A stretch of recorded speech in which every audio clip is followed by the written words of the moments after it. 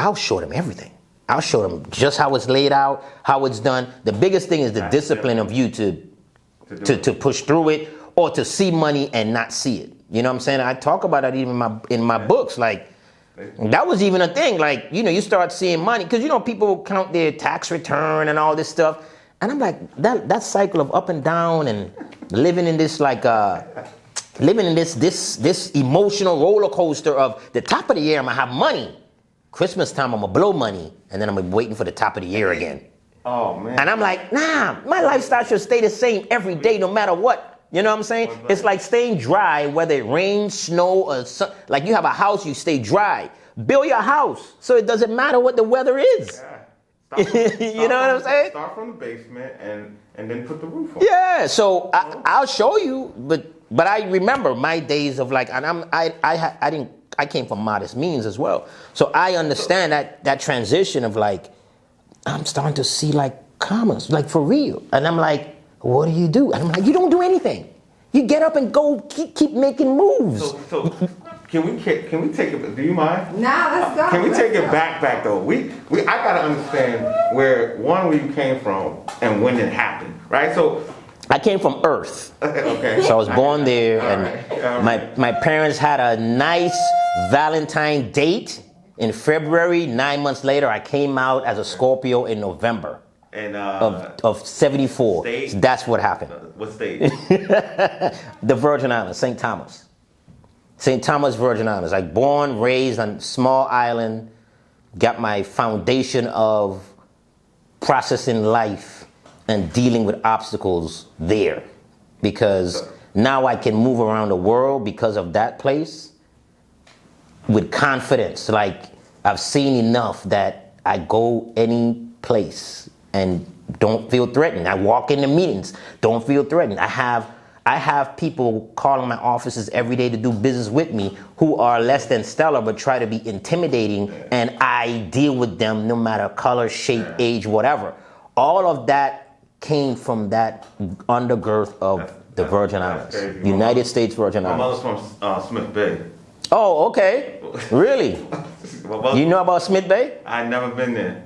Oh, okay. I know. So I need to talk to your moms then. Yeah, I know. Yeah. Not far from where I'm from. Yep. So this is crazy. But so what changed in your say? You know what? Something have to change in my life. Yeah. And I have to go this way and just believe in who. It was a series of things, actually. So it was like, it wasn't just one eye-opening thing, but it was a series of things. Because I'm gonna tell you, like, when I was growing up, there's no secret.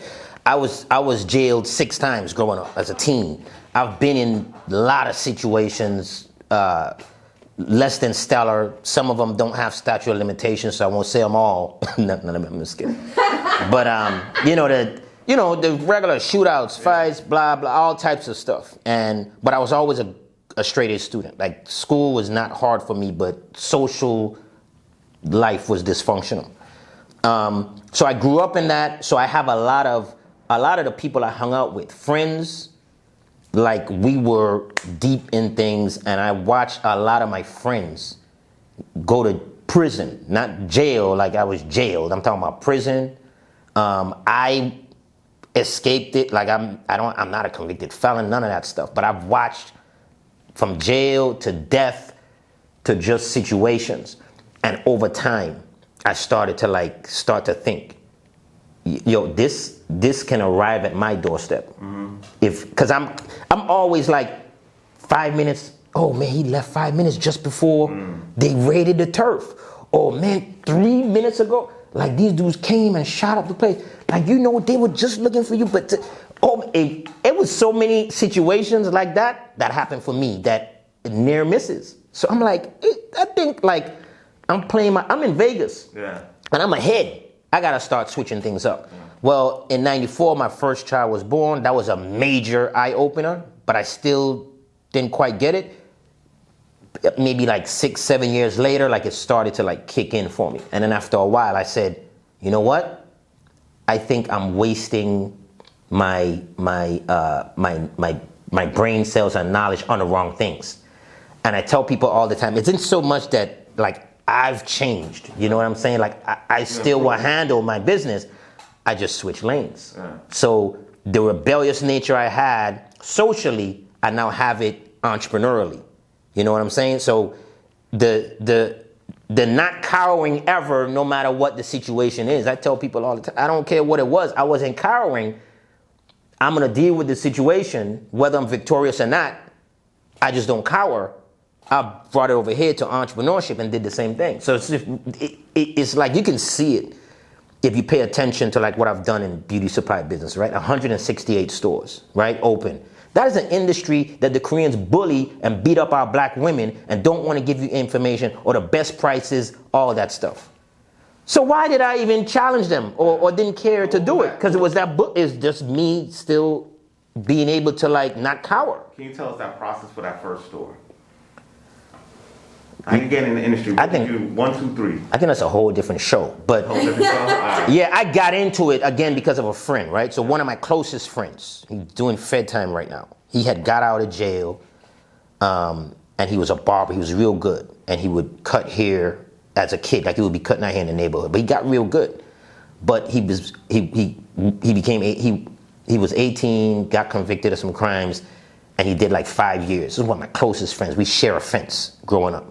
And he got out, now he's a felon, so as a felon you can't get a barber's license, right? That's one of the things you can't get. So he had to work in shops, renting their boots and stuff. So he came to me one day, because now by that time I'm in real estate, like my money weight is like getting right. And he came to me, he said, hey, if I can loan him the money for him to get a shop. And I value friendship, so I was like, I tell you what about I own the shop, you work in it for free, you don't pay me booth rent or anything, you be the manager and you buy it from me when you get your weight up. That process went through very smoothly. I owned the shop for about 3 years, but in that time, it was one day I was sitting in the shop and I watched my stylist, because it was a unisex shop, and I would watch these stylists leaving to go get like hair and stuff for like their customers. And I'm sitting there and I'm like, wait, where they getting this stuff from? So I didn't know anything about beauty supply. I'm like, oh, beauty supply store, that's where you go. So like one of the stylists was telling me, right? And I'm like, oh, okay. So this is what's gonna happen. I'm gonna go buy this stuff in bulk, put a little section in the shop, and you guys buy it from me only, and there's gonna be a new policy. You can't buy it from nowhere else except here, right? So I went shopping, went to a Korean store. The owner guy, he got aggressive with me. He grabbed a golf club. He was like threatening, because I was like shopping. I was like picking up a lot of stuff, and I don't know if he got threatened by like, this guy is, I never seen him before. It's my first time in that shop in Southside Atlanta. And I think that he got uncomfortable with like the browsing like that. So he grabbed the golf club and threatened me. And I looked at this guy like, so now that you know a little bit about my past, now I got that thing happened in the store. I'm standing in the aisle like, this, you trying to do me something? So I got the devil here and the angel here, right? And once the devil's like, yo, take it back. You know what I'm saying? Go back and show this dude what is up, because he's doing this to other people. If he's doing this to you, your other black people here, like this devil is like convincing me. So I'm like doing the twitch, like, yo. And the angel's like, do you know how much you've built? You're a business person. You have a family. Like, why would you go down for this guy? Blah, blah. And I'm just like battling. And then the angel won. I said, I'm gonna let this dude live. I'm gonna rock out. So I didn't buy anything. I was like, I'm gonna just leave. I kind of chuckled, because I'm like, I would have done him some trouble. You know what I'm saying? So I just left. And when I left, the devil was on me saying, man, you a sucker. You never cower. You didn't take it back. You know what I'm saying? And I'm like sitting in the parking lot of my shop now, and just sitting out there, like it bothered me for real, like a real botheration. You know what I'm saying? And I'm like looking in the shop, and there was an empty suite next to my shop, my salon. And I'm like, I'm gonna get that spot. I'm gonna take it back, but I'm gonna take it back in business. I'm gonna take back the beauty supply industry. So I called the landlord and I said, give me that space next door. And I just went hard, because I got money. I got my little business degrees. I know something. Give me that space. I want to put a beauty supply there. They were like, fine, yeah, we already have the relationship with you, blah, blah. I signed a 5-year lease, gave them the money, they gave me the keys, and I walked in the space and I looked around and I said, what the hell? Like, how do you do this? I didn't know what I'm doing. So I'm like, okay, I got to figure this thing out. And I tried to figure it out, and it was hard. They don't tell you anything. They don't really talk to you. Like it was hard, right? But let me tell you what happened. So now I'm giving you a little bit more of my business. When I was a senior in high school, I got kicked out of school. Like in they kicked me out for about 2 months. Aggravated assault, bunch of stuff, right? So, but I was a straight A student.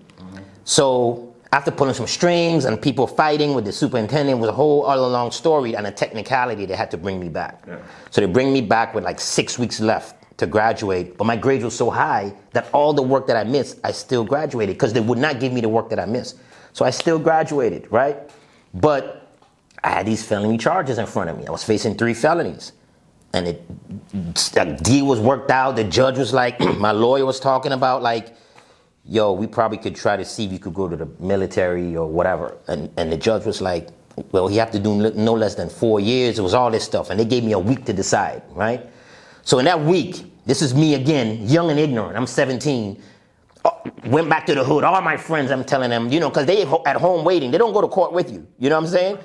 They're at the house waiting like, so what happened in court? You know what I'm saying? So I told them, I said, what? You ain't going on military, man. Just face the charges. If you go to jail, we'll break you out. Like nonsense, right? Kids. And I'm like, you right. That's what I'm going to do. You right. I got 3 felonies on face. You right. So I'm like, yeah. So all week we back to our shenanigans, you know, hood, whatever. And that morning, it was a Monday morning, 8 o'clock. I went in and the judge was like, rise, whatever. And he was mad already because the week before he called 2 cases and both of them was mine. So he was like, rise. He's like, sat down and he called the case again. I stood up. He said, you little, like he wanted to cuss me out. He was like, you. And that's when he started talking like, we're going to just lock you up. So that week, that Monday I came in and I stood up. I don't know. We had the devil again, right? And I was like, doing the lean, I'm like, I'll take the military for 4 years.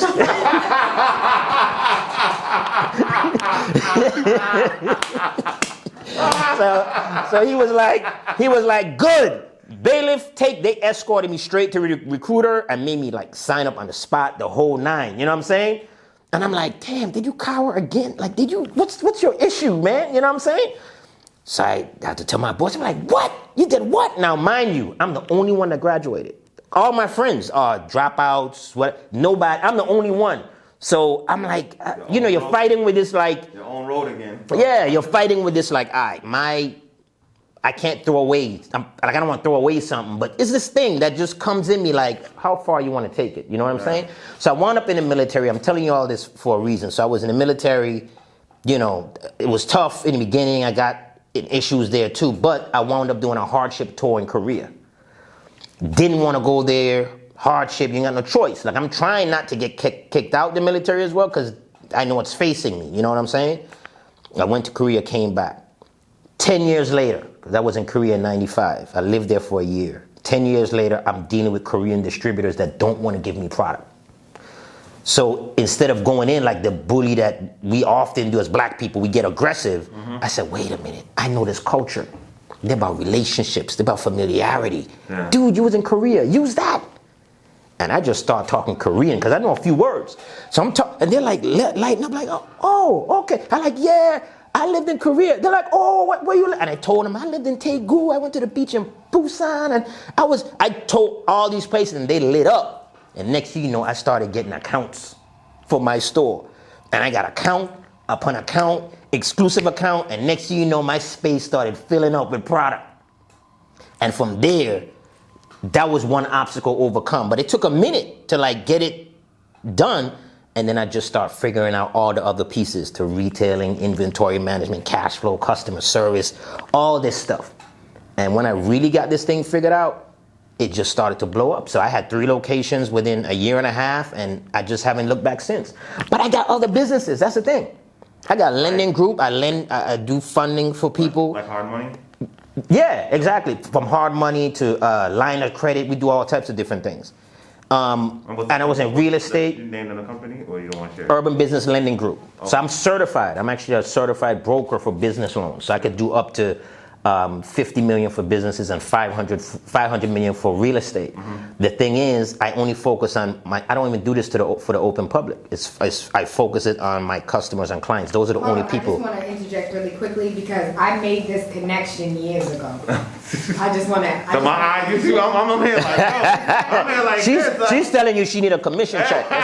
She's prompting The you. connection was made years know? ago. Yeah, when you she's- slept on me, boo. She's prompting you like, that commission check cut me a Them piece. 2 points. Yeah. So that's what I do, but I got multiple businesses. I still own beauty supply, real estate, publishing companies. I own Publishing company, books? Yeah, for books and stuff. Like I got it's 11 companies I have overall. I do You keep going. I do merchant processing for a lot of other businesses. I'm a subsidiary of First Data, so I do a lot of that. There's a lot of pieces that's in there that have these businesses. How you keep so your process, you have to be process driven. Yes, absolutely, big time. Yeah. I was a network engineer in the military, Oh, so I think through training, my brain became infrastructure. Making things automated and very productive. Productivity is big on me, and of course, processes is a big thing. So I can have a lot more employees, but because of the way we're set up, I don't have to have as many. I have multiple locations still. Is it like you and then like vice presidents? Yes. And then yes, I have management. Like they run the show, their departments, their whatever. I really, they have their own meetings. Like they're running it. You know what I'm saying? I have, every now and then I may come in and have like a manager's meeting, that kind of stuff. But I just keep my hands on watching to make sure everything's running properly. The thing is, I've become this face and name for beauty supply business so much, but that's not my only business. But I think it's because that's a passionate industry that a lot of us are locked out of, and people feel like it's refreshing to see a black-owned beauty supply or someone able to come in and get these stores open. And the other stuff ain't as sexy. So that's where a lot of my appeal comes from with people. But I'm really just a business person. I just love business and making stuff happen. So you got something that everybody wants in the world: money and time. I don't know if I have a lot of time. I'm still working on time, but it's Meaning because your processes, meaning Yeah. that you don't have to go into the office. Oh no, absolutely not. That's I mean, what I'm pandemic, talking I stayed at the house. Yeah, that's what I'm talking The time that I have is less than the average person would have if they were running this size That's what I'm saying. operation. That's Yeah. what I'm saying. Cool. Wow. So. Oh, my fault. Go ahead. Nah, don't worry. Yeah, it got me like I'm hosting the show, man. Yo, I'm like, I can keep going, so I don't want to. Like, Well, we Alex definitely came went through. over 16 minutes of time. I do know Professor Robinson does have to get on a plane to go Okay. back to Georgia, but we licensed in Georgia, Yeah, so we can We're take gonna this make it happen. conversation. We meet up like what, every couple of years, 4 years, Yeah. whatever. We That's what I tell you. I fly below the radar. I'm not. We're not gonna do that. We ain't gonna wait 4 years. I'm saying straight up. We're not gonna wait for the next election to meet with you again. We're gonna, every time the election, we know we're gonna see Mr. Robinson, Professor Robinson now. Nah, but We'll see it more than he more held than me often. down when he came for the Black Business event that we had here in Roxbury. He came, he flew up. Uh-huh. We had him on a panel with other entrepreneurs, and then he took us upstairs, and we had that private conversation that wasn't. The revolution was not televised. It wasn't live. We did record, but it wasn't something that was posted. If you were there, you got it, and you did something with it. And I definitely did do something with it, and will continue. Like You quoted my favorite artist, Gil Scott Heron. That's my favorite artist of all time. Next to Bob Marley. I got you. Bob Marley, you clean your whole house with Bob Marley, You do a whole lot with Bob Marley. right? So I'm excited to have had you two meet the way that you did. Like everything happened divine time, and I'm